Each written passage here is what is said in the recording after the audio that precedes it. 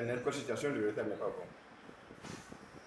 Et nous, en tout cas, au niveau de notre établissement, nous avons fait de manière que c'est vrai que les élèves viennent en retard souvent, ou du moins le plus souvent ils viennent en retard. Mais nous instituons une pointe à la porte où tous ceux qui viennent en retard, on le signale.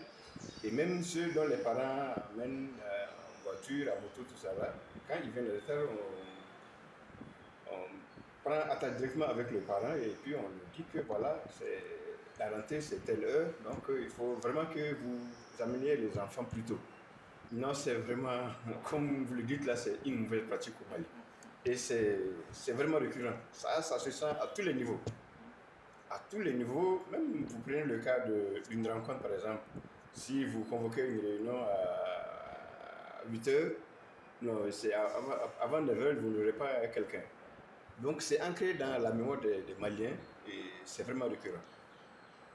Ah oui, le retard a toujours des conséquences. Parce que le travail qu'il doit faire à certaine heure, et puisque vous devez le rendre à une autre heure, si vous commencez le travail en retard, vous risquez de le déposer en retard également.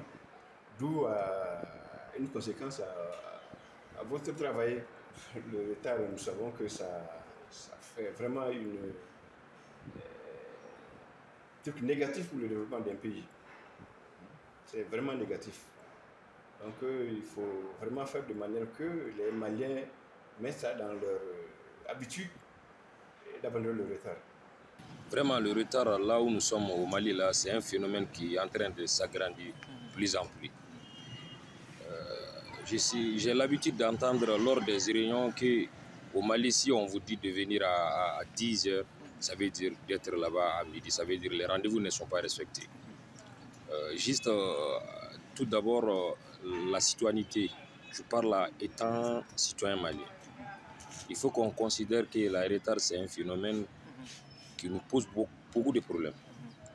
Dans l'administration, quand on quitte tout de suite chez nous à 7 heures pour arriver à 8 heures au boulot, ça c'est une autre chose. Les administrateurs ne viennent pas à temps, les professeurs souvent en retard, même les banquiers souvent ils ont un peu en retard. Donc ça nous, le temps qu'il faut pour faire certaines tâches, ça nous permet d'augmenter les délais et les attendre. Pour être à l'heure, souvent, il faut se lever tôt. Si vous devez être à 7 heures et que vous quittez, comme on appelle, la rive gauche pour aller à la rive droite, tout le monde sait qu'à partir de 7h30, les routes sont déjà bouchonnées. Ça ne passe pas. Donc, il faut quitter très tôt. Quelqu'un qui quitte la rive gauche pour aller à la rive droite, il te faut au moins te réveiller à 5 heures pour prendre la route à 6 heures. Donc, tu feras tout pour être là-bas à l'heure. Si nous, les Maliens, on parvient à diminuer un peu les retards au lieu de travail, même c'est pas les administrations seulement, même les boutiquiers. Ils ne savent pas que ça lui pose problème. Un boutiquier qui vend les quincailleries.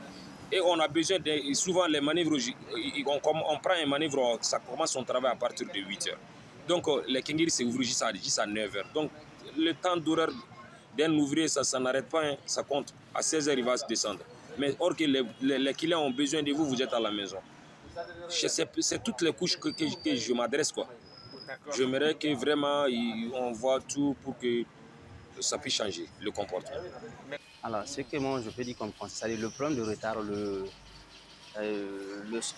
la base même, c'est l'éducation à l'école, depuis les premières années. C'est-à-dire quand tu t'habitues du retard depuis l'école, ça devient une habitude. Et l'habitude, tu sais que la vie, c'est juste un programme. Voilà. Quand tu traces un programme de l'année, 15 minutes par jour, l'année, ça fait beaucoup. Ce qui fait que voilà, ça ne peut pas être positif. Il n'y a rien de positif dans les retards. Le retard ne doit pas être une fierté. Non, non, non, non. Tout sauf une fierté. Voilà.